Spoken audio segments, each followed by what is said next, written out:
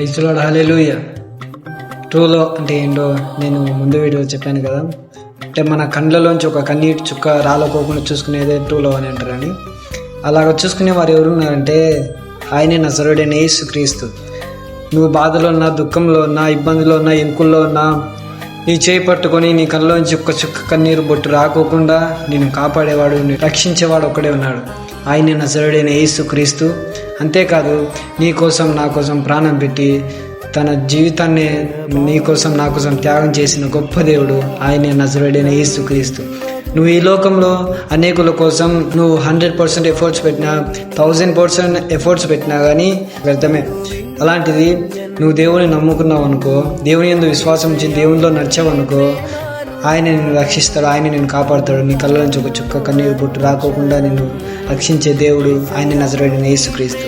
ఆమేన్.